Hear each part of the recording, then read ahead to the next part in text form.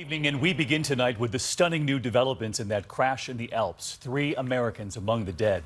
Investigators now making it clear tonight that that young co-pilot had every intention to destroy that plane.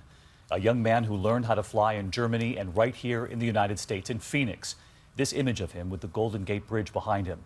And tonight on the black box, authorities say you can hear the captain locked out, first knocking, then banging on the door as that jet was descending fast. New images coming in this evening from the crash site. You can see the investigators wearing harnesses to navigate the difficult terrain now covered in debris. We do have team coverage tonight, beginning with the minute by minute, what the cockpit voice recorder now reveals as the captain slowly realizes he's been locked out. ABC's David Curley, who covers aviation for us, leading us off. Tonight, the first pictures coming in right now from the ground. Searchers looking for remains, bagging evidence of this apparent horrible act of evil. A tragic end to what was supposed to be a normal flight. A 10 a.m. takeoff from Barcelona. Everything seems normal. The cockpit voice recorder showing a friendly conversation between the two pilots. But then the co-pilot, 27-year-old Andreas Lubitz, is less jovial. His answer is short. 30 minutes into the flight, the jet hit cruising altitude, 38,000 feet.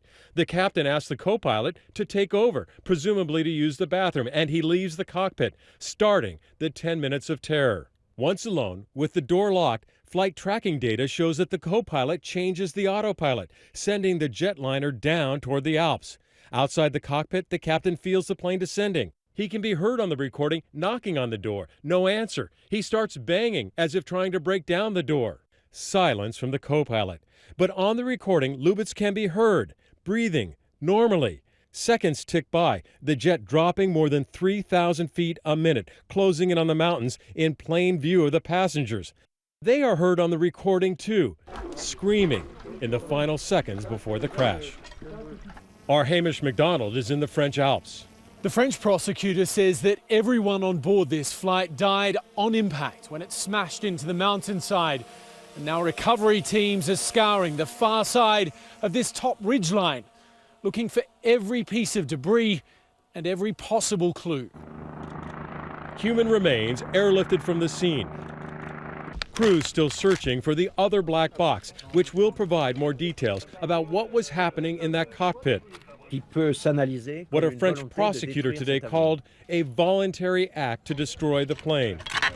An event, a scene, with still many unanswered questions, including the most important: why? And David Curley is with us now. It would seem the most chilling clue of all, David, the co-pilot and that steady breathing that they could hear inside the cockpit. Steady and normal. The French prosecutor and the executives of the airline say that's the evidence that they say proves he was at the controls. Now, they may have other things off the cockpit voice recorder that we haven't heard, but they believe he was controlling this aircraft. All right, David Curley starting us off tonight. David, thank you. This evening, we are also seeing for the first time images of all 3 American victims, the young college grad Emily Selke and her mother Yvonne. And this young man, Robert Oliver, a U.S. citizen who'd been living in Spain. Just 3 of the faces lost.